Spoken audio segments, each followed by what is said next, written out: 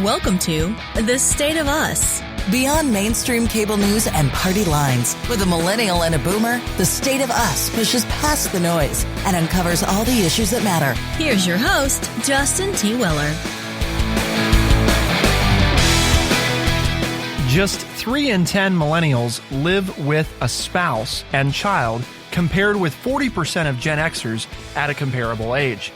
This is a stat quoted from a new piece from Pew Research Center that's entitled, "As Millennials Near 40, They're Approaching Family Life Differently Than Previous Generations." Well, why the heck do I care, right? I'm not a millennial. I actually am a millennial, but I'm pretending to be Lance. I'm not a millennial.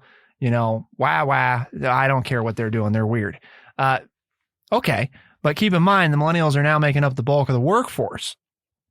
And how many kids people have has a great impact not only on the economy, but on our education system and, big key here, your retirement that you cherish, right? So whether you're on the young end of the spectrum and you're a young millennial who maybe doesn't yet have a family, whether you're an older millennial, you're approaching 40, whether you're retired, whether you're Gen Z, the reality is what millennials do has an impact on your life. And that's why we have to talk about how they're approaching families. And that is our topic of conversation today. But of course, we could not begin a conversation on the socioeconomics of the United States of America without TrueChat senior historian and an educator of more than 30 years. Here is your friendly redneck liberal, Lance Jackson. Do you have Sister Sledge queued up? We are family. All my brothers, sisters, and me. Dun, dun. We are. Well, that's the word of the day is family. And in the Webster Collegiate Dictionary, the second definition for the word family, F-A-M-I-L-Y, 3 syllables, a social unit living in the same house or household with parents and the children that they rear. Obviously, when you retire, your retirement is dependent upon those people behind you continuing to work so that they pay taxes so that you can get the money. The number of people that we have living in the country is very much a part of how well we do economically, currently and in the future. And, it's part of that button of immigration as well.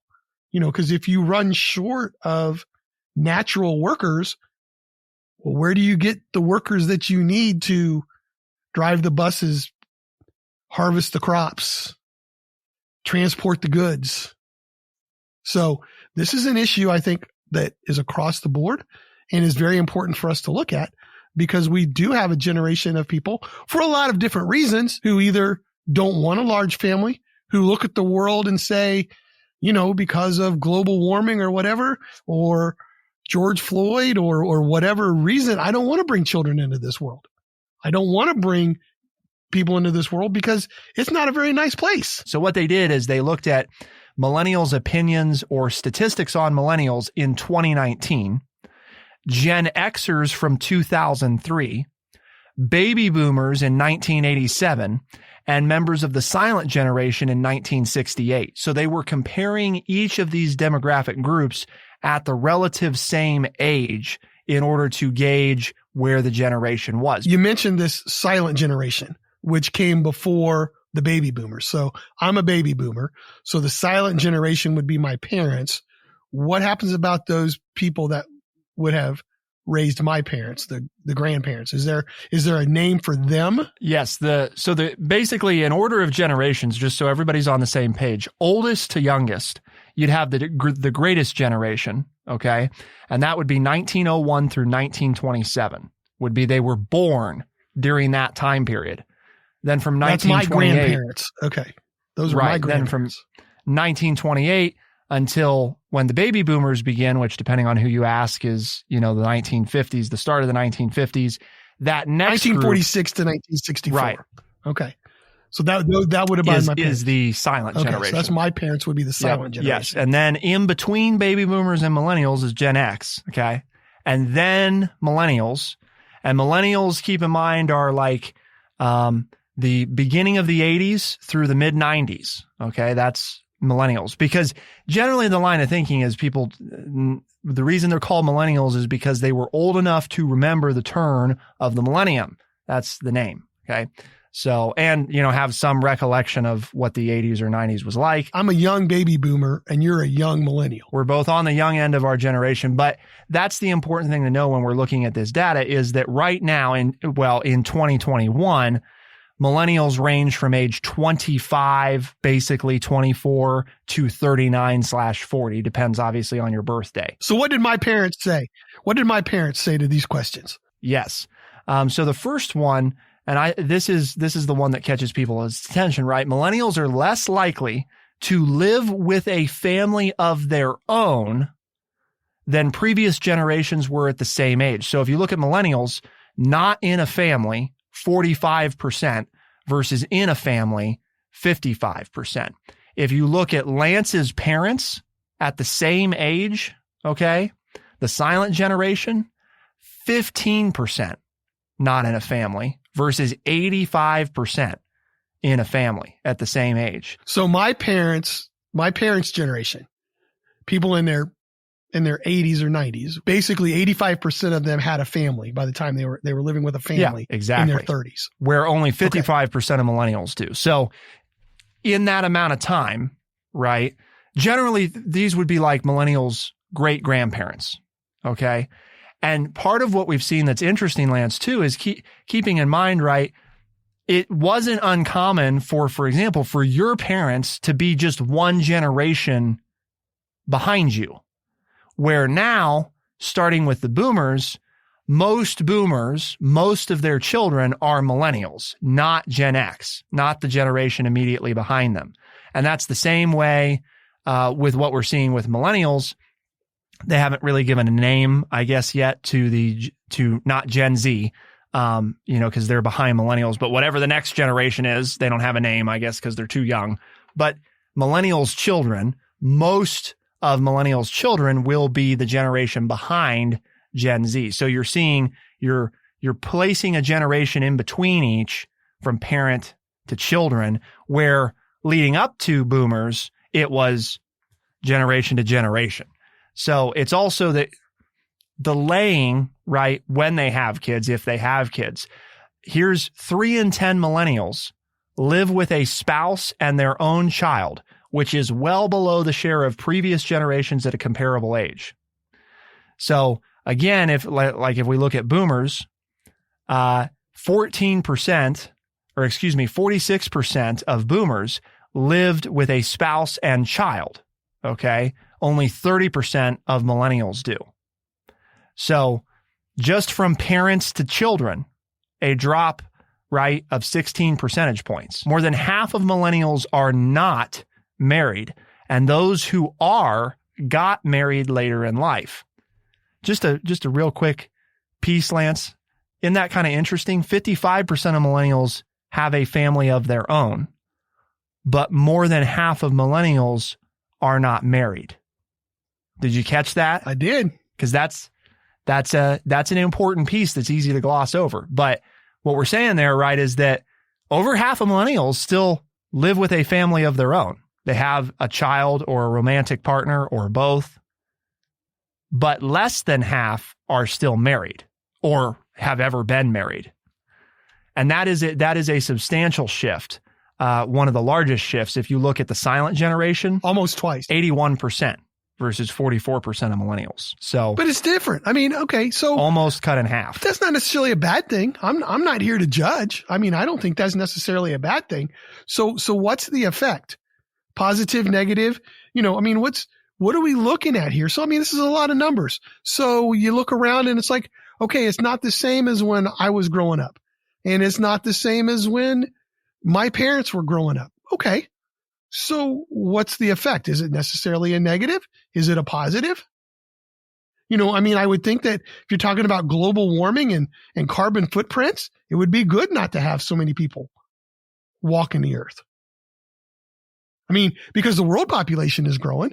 So, isn't it good that these young people are looking to make the world a little bit smaller when we're talking about some of these issues? Well, I think, and that's the complicated thing, right, about birth rate. Everybody always or I shouldn't say everybody, but it feels like the media often communicates to us, Lance, that, right, oh, declining birth rates are really bad. Those is the end of the world. It's terrible. And at the same time, we're being told we got too many people and we're using too many resources and we're going to starve and, we're going to deplete the earth of its natural resources because there's too many humans. So it's this balance between, the problem is we've set up systems, right, like Social Security and Medicare, that are based on the principle that there will continue to be more children than there are adults. And so if we quit doing that, we do have issues with fundamental systems. But I think the other side of that is, no, I don't think it's inherently bad. Now, if birth rates were cut, by 80% or something, then we might get into a problem about, hey, the longevity of the species here could be an issue if we decline too much. But no, generally a slight decline, or what we're seeing as a decline, is not a huge, it's probably better for the planet. It's poses some big problems for us from a economic standpoint, I think, because we've built some of these systems around. And that's what we're going to talk about coming up, because socially millennials are different, but also economically they're different. And we think that's part of why we're seeing some of this. So keep it here on The State of Us, and we'll be right back.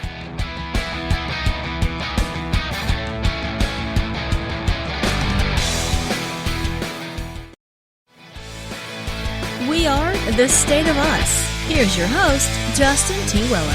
Intermarriage rates are higher for millennials than for Gen Xers across all racial and ethnic groups. The generational leap in intermarriage is most notable for Hispanics and Black adults. The rate of intermarriage among Black millennials is nearly twice as high as that of Black Gen Xers at a comparable age, 18% versus 10%. So a substantial leap in a willingness to marry someone of a different racial group, Lance. Kind of interesting. I mean, maybe not economic as much, but an interesting social change, right? That this is becoming societally it's going to strike some people maybe a little bit harshly, but it's like, okay, let's, we are all the same. We have the same desires, wants, out of life. Why does that? I've never understood why that matters. And I know you've always been pretty solid about supporting me with that, that you're glad I'm that way. But I mean, I know a lot of people in my generation that really bothers them, that stat alone will cause them to either turn off the show, or the fact that I said, well, what's the matter with that? How can you dare say that? But really, people, shouldn't you be with the person that makes you happy? Because look what happened doing it the way we do it. The divorce rate's high. People living with, one parent versus the other, or living with grandparents because neither one of the parents are capable of taking care of the child. I mean, come on now. It's not like we, as the baby boomers, set a great example for millennials on how to do this the right way. I mean, I'm glad to see that. I think that's a wonderful thing. And I don't think it's a negative whatsoever. So that one I think is a net positive, because why? That we believe on this show, if we bring in more opinions, if we bring in more backgrounds, if we bring in more people and we have these honest, open, and respectful conversations, we can do things to make the world better, right? And I think that holds true if you are going to be in a long-term relationship with somebody who grew up differently than you, who comes from a different background than you are more likely to empathize with the world on the whole, right? And I think that's wonderful that is a characteristic of millennials on the racial front. Caveat here, though, because here's one of these that I don't love. Millennials are more likely than previous generations to marry someone with the same level of education as them. The reason I don't like this is not because I don't think that people should get educated, okay? But I think that if we only are going to marry people that share a similar level of education as we do, if that becomes the norm, you inadvertently start to create an elitism society, right? Where there's more class separation because, well, I don't have a college education, so I'm not allowed to marry somebody with a college education. And I think that hurts diversity as a whole. And I used air quotes there because I think we say diversity and we look at it as it's merely what do we look like, but I think it's also not just that, it's diversity of background as well. And then more than half of millennial women have given birth. They are older than previous generations when they do. A third of millennial men live in a household with their own children. About 1 in 5 millennial fathers are single dads. We hear about the single moms all the time.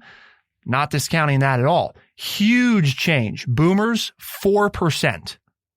Only 4% were single dads. Millennials, 19%. Massive change. And I think those, I'm not saying that's necessarily a good thing, but what to take away from those last two stats, in my opinion, is it good that people are having children later? On the whole, probably, because people are being smarter about having kids. Do I really want kids? Am I really in a place to have them? And that goes back to that birth rate thing that we talked about, Lance.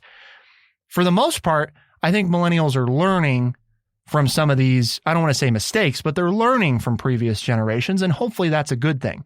We're seeing some things, to me, that are encouraging. We're also seeing a few things like some potential elitism going on, which isn't the first time that millennials have been accused of that in different areas, that I think we have to be careful of. Maybe it's not bad the way that it is, but you don't want it to get to be only that way. So what do you think, Lance? You're listening to the show still, and you agree or disagree with us, please send us an email at podcast@thestateofus.org, podcast@thestateofus.org. Let us know how you feel, because that's what this is all about. This isn't about you listening to us tell you what we think as much as it is you interacting with us and us all learning from each other. But I guess my takeaway is that I didn't hear anything that, I understand why people would want somebody of their own educational level, because I think you're selling people short if you think they have to have your education level. Like some of the smartest people I know just barely graduated from high school, but they were life smart, and I learned a whole lot from them growing up. So I think you have to be careful and not sell people short. So I agree with you there. But I think that what really gets me, and it doesn't matter if you're a single mom or a single dad, and I think it's wonderful. And there are a lot of people out there that are doing a great job of that. But wow, those are the people right now who have my biggest admiration, because being a parent is the hardest thing I've ever done. I've done a lot of things in my life, taken on a lot of responsibilities and a lot of jobs. Being a parent's the hardest one, because once you start being a parent, it's never over. My children are millennials, 32 and 28 as I speak right now. And I'm still not done being a parent. It's still hard. I kept thinking, oh man, I get them to 18. I get them to college. I get them. No, it's not. I don't know. Maybe it's easier, but I really don't think it's any easier. I mean, I still worry about them. I still care for them. I still, want what's best for them. I still look forward to when I get to talk to them. When I get to see them, and I've had help the whole time. My wife's been right along beside me. My partner's been right along beside me, throughout all of it. And I don't see how people who do it alone, I don't see how they do it. So but I'm not saying that they don't have the right to do that. Not at all. If that's the way they want to do it, more power to them. I just don't see how they do it. That's my biggest take away from those stats. Well, because this is part of the bigger story behind this, is because I think one of the initial reactions, it comes to my mind is it best for children to grow up with only one parent? And I think it's a super complicated question. Anybody that gives you a dry it's too answer limited to that because, is, right. It's very dependent on the circumstances. You can have single parents that are terrible. You can have 2 parents that are terrible. You can have 10 parents that are terrible. So I think, unfortunately, it's not one of those that's an easy boilerplate. In the simplest of situations, right? If you really wanted to boil it down and say you've got 2 awesome parents versus 1 awesome parent, then you're probably going to come down on the Lance and I side of the diversity of viewpoints is hopefully helpful. But if they're only marrying people with the same education, then hopefully you're getting a diversity of viewpoints, but you might not even be getting that. So it's, I guess the point is it's a difficult thing to answer, but the caveat I wanted to say here is some people listening maybe say, well, the destruction of the family unit, right, is breaking down. But I want to come back to that stat, Lance. As millennials delay marriage a significant share are living with a romantic partner. It's not that millennials are single. It's that they're delaying marriage. And it's also not, yes, millennials aren't having as many kids, but they're also putting off when they're having kids. So we don't actually know that millennials are going to have less children. We think that. It's just that they haven't had as many children yet. I just think it's too easy of an answer to say, well, if everybody just got married and had children, then all the problems in the world would be fixed. I mean, that's just so not true. We're both reading President Obama's new book. And when you were talking, I'm thinking, well, he was raised by a single mom in his grandparents' home. And in the terms of today, gender wise, would have been considered biracial, and yet he talks about it in his book, the love and the support he had. And that's the key, whether it's one parent, two parents, 10 parents, a set of grandparents, an aunt or an uncle, an adopted family.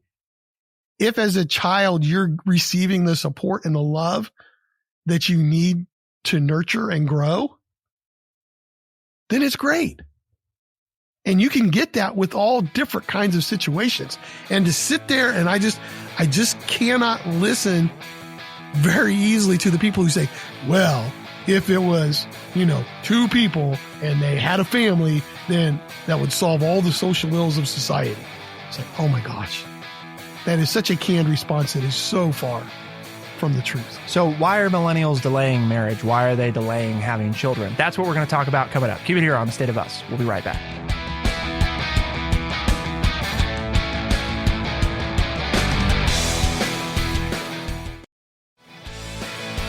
We are The State of Us. Here's your host, Justin T. Weller. Most Americans, Lance, believe that a rising tide should lift all boats. Is that fair? Sure. Most Americans, right? Generally speaking, we think that if things are going well, it should benefit most people, right? That as the economy expands, everybody should reap the rewards. Some more than others, but generally, everybody will do better. And for 2.5 decades, beginning in the late 1940s, this was exactly how the economy worked. Over this period, the pay, i.e. wages and benefits, of typical workers rose in tandem with productivity. In other words, how much workers produce per hour. In other words, as the economy became more efficient and expanded, everyday Americans benefited correspondingly through better pay. But in the 1970s, this started to change. From 1979 to 2018, net productivity rose 69.6%, 70% increase. A 70% increase in productivity, while the hourly pay of typical workers essentially stayed the same. It increased only 11.6% over 39 years, and that's after adjusting for inflation, which means that although Americans are working more productively than they ever have in the history of this country, the fruits of their labors have primarily accrued to those at the top and to corporate profits, especially in recent years. Now that sounds like, and by the way, that's a quote from the article that's linked at thestateofus.org from the Economic Policy Institute. That sounds like a blame the rich people, it's their fault, right? That's what it sounds like. And I get that, but there's more to it than that. The point is this statistic, which is just reality. You can whine and scream all you want. This is just how it is. You look at this chart, Lance, and I know I love charts, and it shows the whole problem, right? All the way up to the 1940s, all the way to the 1970s. These two lines, right, that are going up are like right on top of each other, right? Wages and productivity, baby. They're right there together, which makes sense. Workers are getting more productive. Their wages are going up and they're right there at the same level. And then all of a sudden, nope, productivity is increasing and wages are basically going along flat. You know what I mean? Yeah, they're kind of going up, but they're basically not going up at all when you calculate for inflation. Something about that equation tells you they have a harder time working the same number of hours for the same return. It's just the facts. Now, are they working harder? We can talk about that all you want, but the number of hours, right? 40 hours today produces 70% more productivity and only 12% more pay. I don't know what you want me to say. I mean, this is, if you're a longtime listener to the show, this is an area that I've changed my mind on. That I used to say, well, by God, go out there and get a job and you work hard. And if you want extra, but you can't argue with the facts. I mean, I guess you can, but like you said, this is real. 70% production, 12%, in production and 12% in wages or 14 or whatever it was. That's absurd. Of course there's a correlation there. I mean, I know you don't like that, but are you kidding me? Can you say that if you went to work, and I know I couldn't, if I went to work and I produced 70% more widgets for the boss and my pay was the same year after year, I'd be going through the roof. I'd be yelling and screaming. I'd probably be on the picket line striking, with my union background that I have, all things considered. So when you look at young people and you say, well, you guys just got to suck it up and work harder. That's not the case, folks. They're working harder, or at least they're working better than we did. They're a lot more productive than we were. Now you can say, well, but they have the technology and they have this. Okay, great. But they're still putting in the time and they're producing more goods, more tangible things that can be bought and sold than we could. Be it numbers or real things, real items, whatever. And they're not making the same amount of money that we were percentage wise. I don't understand if you don't understand. That seems so basic to me. You say, well, it doesn't make sense. Well, there it is. Okay. Look at the connection. And I'm not saying our audience doesn't get it, but those of you who say, the young people are just complaining. They really don't get it. That's just what life is all about. You're not understanding what the data is saying. The data is saying they're working just like we did. They're being more productive than we were, but they're not being compensated for it in the same manner that we were. So therefore, they're looking like they're not as, quote, successful, air quotes, because they're not making the money, but they're not getting paid in ratio to their productivity. And that's just the bottom line. That's just the facts. And until that gets taken care of, we're not going to see many of the changes that we think need to take place in this country. And that's not a socialist. Folks, if you listen, I'm not a socialist. I'm just saying if somebody's doing a job and they're producing, they need to get paid for it. And what these numbers show us is we have people who are doing the work who aren't getting paid for it. And that's wrong in a capitalist society. I'm not yelling for socialism. I'm just saying pay the workers what they're worth. And we're not doing that. And we haven't been doing that for decades. You talk about the idea of make America great again, right? If you believe that, if you're listening and you believe that, one, we're glad you're here. Two, if you believe that, 1948 through 1979, productivity went up 108%, compensation went up 93.2%. 108% increase in productivity, 93% increase. About a 10% in difference. Wages. I mean, I know it's 15 percentage points, but 108, so 10.8 right, takes you down to 98, and it's 95. So we're 10, 11% between what you produced and what you got paid. And then 1979 through 2018, so basically modern day, productivity goes up 70%, compensation only goes up 12%. An 80% difference. So an 80% difference. Right.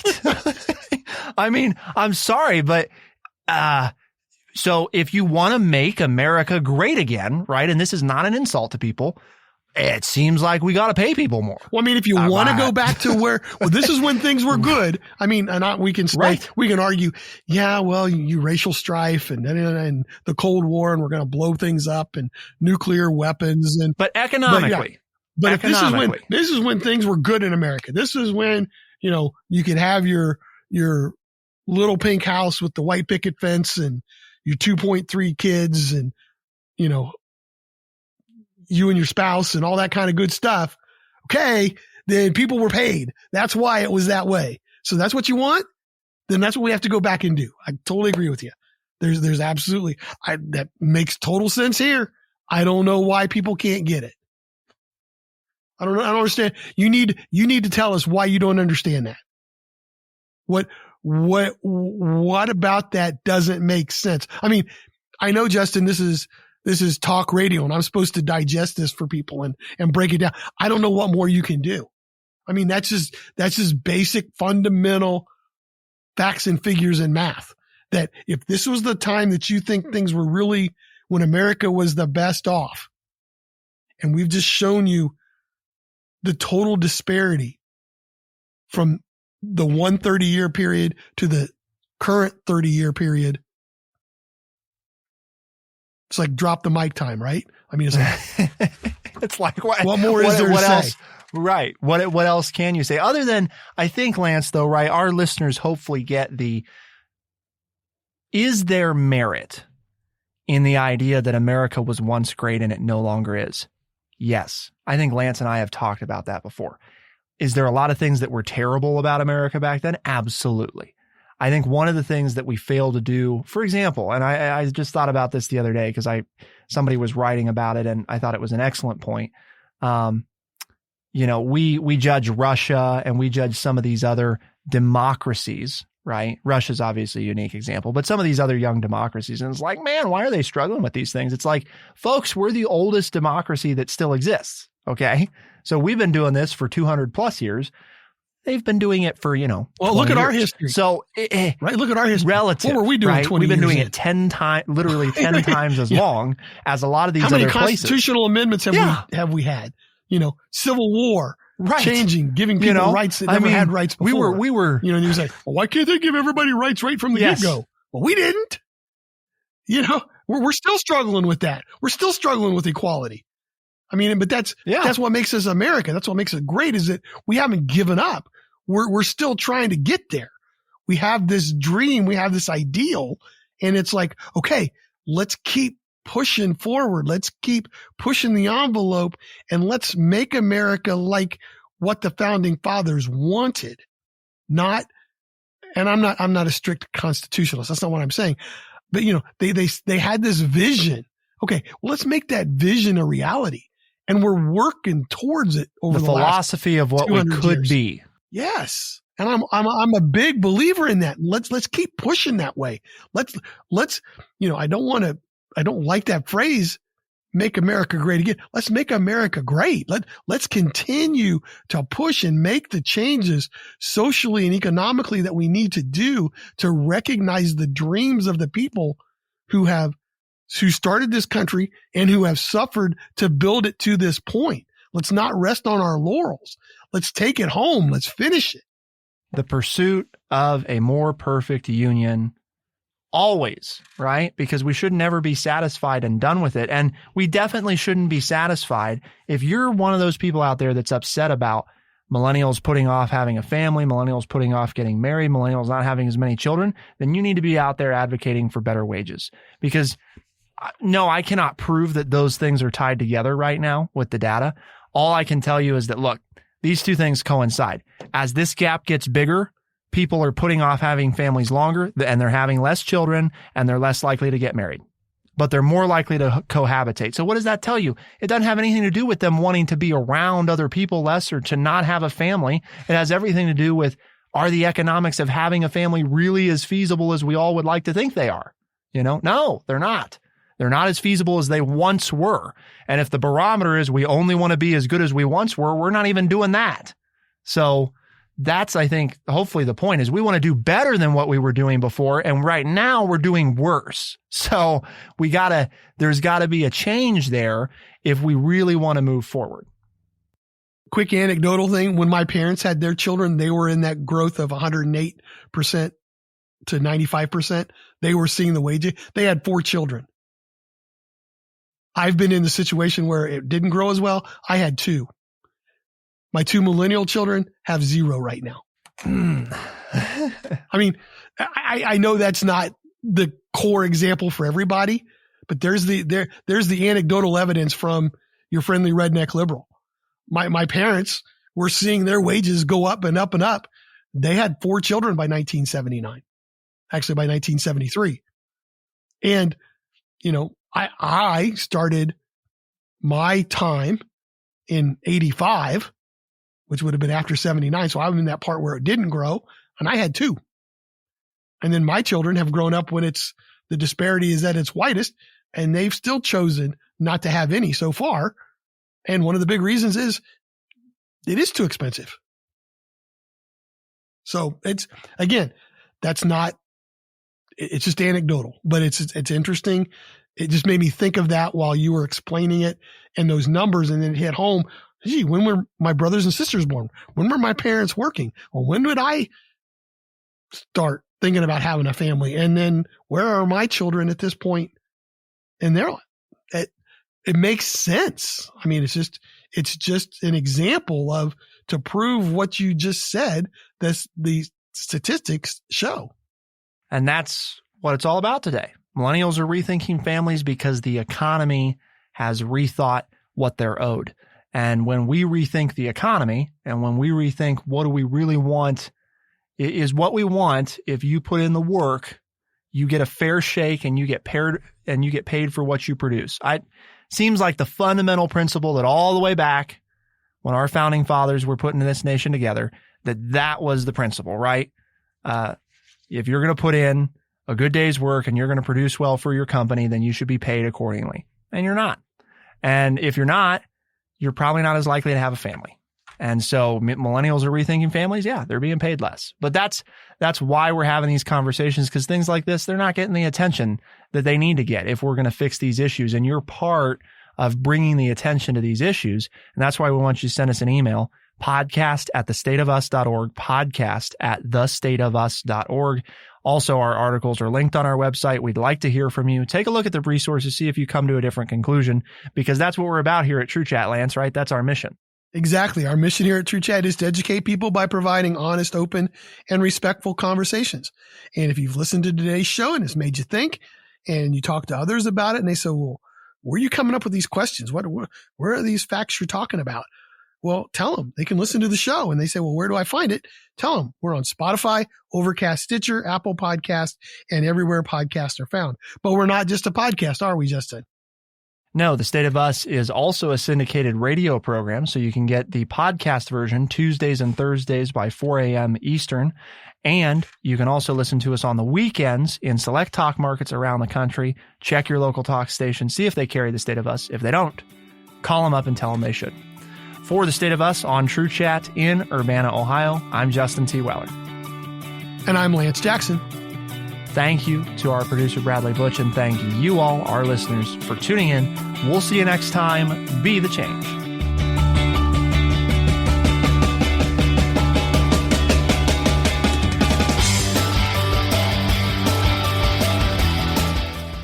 Be sure to check out our website, thestateofus.org, for books, articles, and all the ways to tune in. thestateofus.org.